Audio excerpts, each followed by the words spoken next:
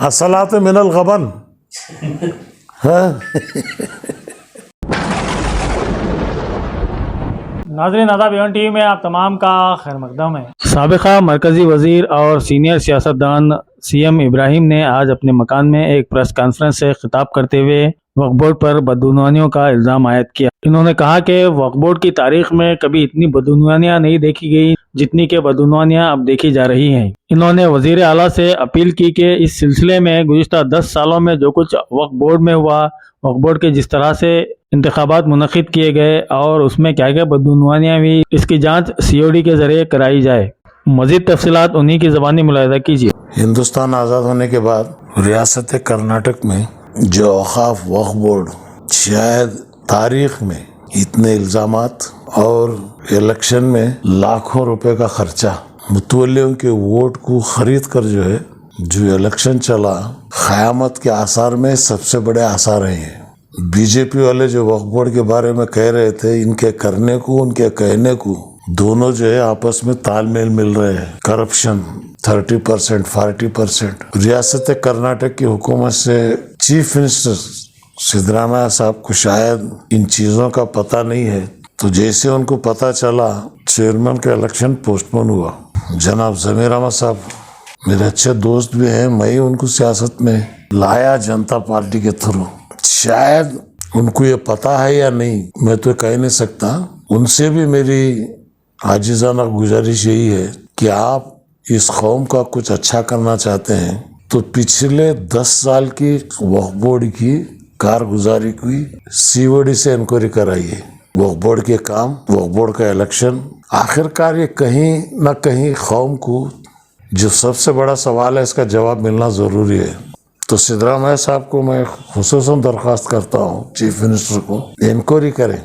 हाल में मैं काफ़ी यूट्यूब्स वगैरह देखा, काफ़ी उबैदुल्ला शरीफ जैसे सीनियर लीडर और हमारे अशरफ साहब सिराकी और चित्रदुर्ग के लोग खुद मेरे पास आए हुए थे।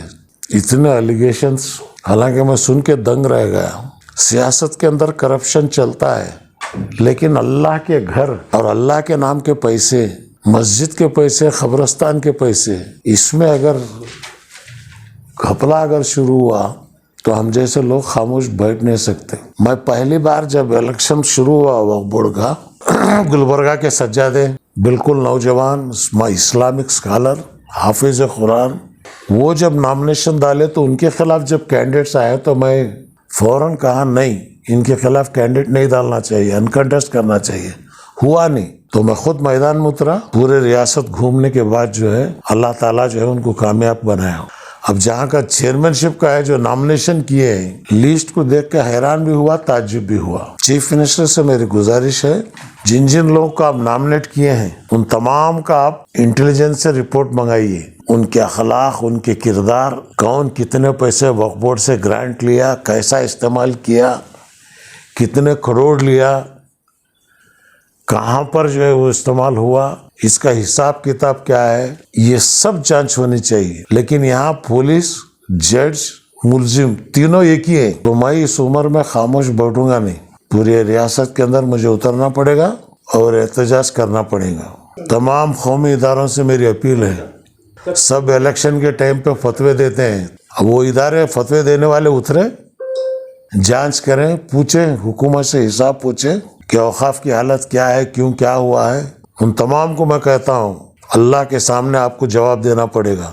आप यहाँ से बच सकते हैं दुनिया से, लेकिन खुदा की अदालत से आप बच नहीं सकते। हज़रत उस्मान गनी रज़ी अल्लाह ताला अन्हु का वक्फ 1400 साल पहले हुआ, आज भी चल रहा है मदीना शरीफ के अंदर, मक्के के अंदर। कई सारे हमारे आबा व अज़दाद अल्लाह के नाम पे वक्फ किए हैं, खैरात किए हैं। ऐसी चीज़ों में खाने वाले शायद शैतान भी शर्मा रहा होगा इनके करतूतों को देखकर। इंशाअल्लाह इन तमाम हज़रात से अनकरीब मैं एक मीटिंग बुलाऊंगा और मिलूंगा और आगे का राय अमल तय करेंगे हम लोग। एक कोर्ट को यस, अगर हुकूमत इंक्वायरी नहीं करी तो मैं खुद हाई कोर्ट में एप्लीकेशन डालूंगा कि CBI के थ्रू जांच हो वक्फ बोर्ड की, पिछले 10 साल की कारकर्दगी की। अनवर मानी पाड़ी का रिपोर्ट, मेरा नाम उसमें शामिल किए थे, मैं खुद केस डाला था, कोई कोर्ट को आए नहीं। मैं आज भी कहता हूं, मुझे मिलाकर सीबीआई इंक्वायरी करो। अगर आप वो नहीं करते तो मैं खुद हाई कोर्ट को जाऊंगा और हाई कोर्ट से दरखास्त करूंगा कि मेरा नाम मिलाकर जो है 10 साल से जो हुआ है औकाफ के अंदर, उसकी पूरी तरह से जो है इंक्वायरी हो और सच्चाई हकीकत जो है अवाम उन्नास के सामने आए। और बजट हमारे एमएलए से, मिनिस्टरों से मेरी यही दरखास्त है, कांग्रेस पार्टी जो वादा की थी 10,000 करोड़ का, अब बजट पेश हो रहा 3.5 लाख करोड़ का बजट है। 20% हमारी आबादी है, दलित को 30,000 करोड़ है, बैकवर्ड को 20,000 करोड़ है, उनको 18% मिल रहा है, 10% मिल रहा है, हमको सिर्फ 3% लो। वो 10,000 करोड़ कैसा खर्चा करना, मैं डिप्टी चेयरमैन प्लानिंग कमीशन होके एक प्रोग्राम बना के रखा हूँ, अभी वो विधानसभा में है, उसको निकालें, उसके तहत अगर खर्च करें तो 10 साल के अंदर किसी घर में एक अनपढ़ बच्चा नहीं मिलेगा। हर एक बच्चा 12वीं क्लास तक मुफ्त तालीम पाएगा। सबसे बड़ी चीज तालीम है, आज कौम को तालीम की जरूरत है। 12वीं क्लास तक अगर आप दे दो उसे, तो वो जो है खुद ब खुद फ्यूचर जो है इंजीनियरिंग हो, मेडिकल हो, वो अपने कदमों पे खड़ के जो है कॉम्पिटिटिव एग्जाम में लिख के आगे आएगा। इसी मकसद से अकामती स्कूल जो है 95 में मैंने शुरू किया था, आज वो जो है मोरारजी देसाई स्कूल बन गया है, उसका कॉन्सेप्ट भी बिगड़ा हुआ है। तो मेरी दरख्वास्त यही है कि माइनॉरिटी डिपार्टमेंट के मातहत वो स्कूलें लें और डायरेक्ट माइनॉरिटी डिपार्टमेंट उन स्कूलों को चलाएं, जब जाके कौम को कुछ रिजल्ट मिलता है। वरना मोरारजी देसाई स्कूल में तालीम तो बराबर मिल भी नहीं, बल्कि तरबियत तक नहीं है वहाँ पे। अगर आप खुद चलाएंगे तो तालीम भी होगी, तरबियत भी होगी। इस्लाम तालीम के साथ साथ तरबियत की अहमियत देता है, बिना तरबियत के कोई तालीम काम नहीं आएगी। तो इसलिए इस बजट में मुझे उम्मीद है, मैं तो एमएलए कुछ भी नहीं हूँ, लेकिन जो लोग हैं वो अपना असर इस्तेमाल करें, चीफ मिनिस्टर से मिलें और मिनिमम 10,000 करोड़ रुपए साल का अपने बजट में लें। हम जानना चाहते हैं यूटिलाइज क्यों नहीं हुआ, यूटिलाइज ना होने की वजह क्या है? क्या फंड रिलीज नहीं हुआ? रिलीज हुए के बाद खर्चा नहीं हुआ? हमारे जमाने में तो नहीं था। क्या स्कीम आई को कम्युनिटी को मालूम ही नहीं करा रहे? नहीं वो वही तो है ना, असलात मिनल गबन। हाँ अब पूरा स्कीमा इनुज अभी 30% 40% पूछेंगे तो फिर कंट्रैक्टर कौन आएगा काम करने? कई जगह कोई माइनॉरिटी का डिपार्टमेंट का काम लेने तैयार नहीं है, इतने पैसे नहीं है सब हमारे पास देने, हम ना नको बोल रहे। तो इसलिए मैं हालात और बिगड़ने ना दें, काफ़ी बिगड़ चुके हैं, लेकिन मैं आंखों पे पर्दा डाल के बैठ भी नहीं सकता। मुझे अल्लाह को जवाब देना है, हम लोग मैदान में उतरेंगे। नंबर 1 पॉपुलेशन इस कौम का, सेंसस क्यों नहीं रिलीज कर रहे?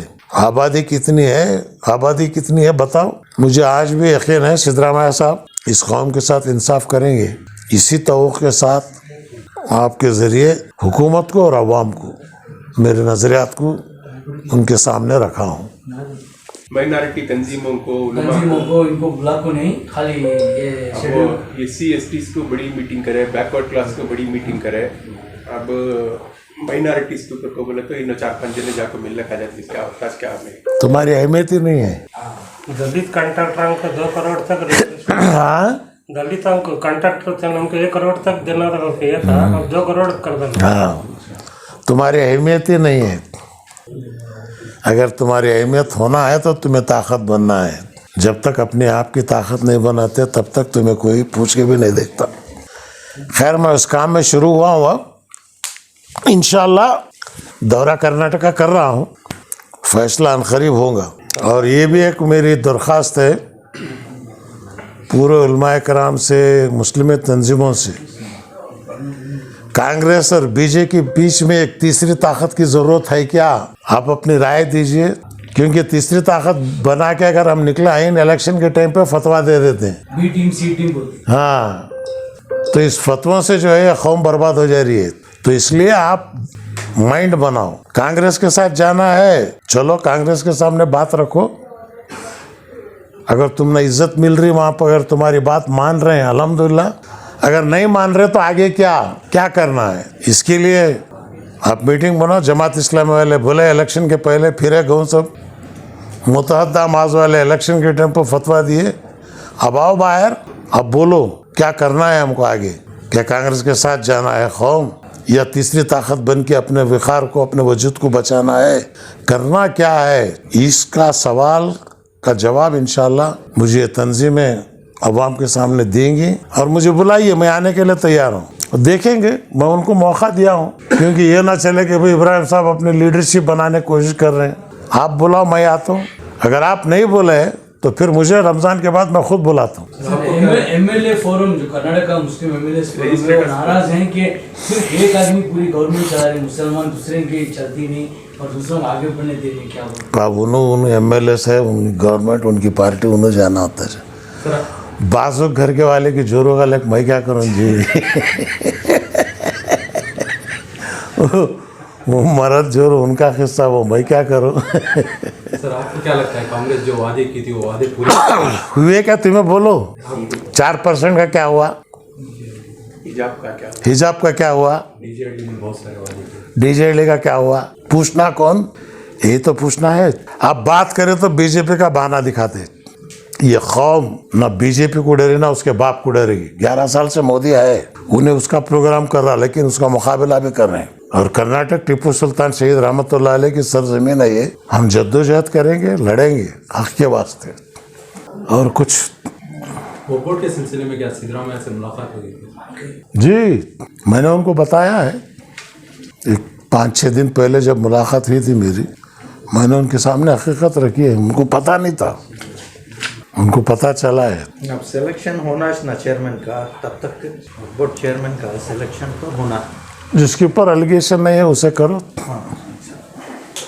जो पाक साफ है, कौन पाक साफ है सर तुम्हारे हिसाब से? का काबिल है। तुम्हारे हिसाब से कौन पाक साफ? नहीं, अब उसे उन्होंने बोला, मैं बोला तीन इनका आदमी कहते हैं। जो 10 मेंबरों में जो दीन को समझते हैं, लेस करप्ट, करप्ट बिल्कुल नहीं, लेस करप्ट नहीं, among the worst select the bad. ना ना ना, दैट इज नॉट। वैसे नौबत कौम को ही नहीं, वैसा चल अभी भी अच्छे हैं। अब तीनों वैसा के लिए क्या कर सकते हैं उसमें।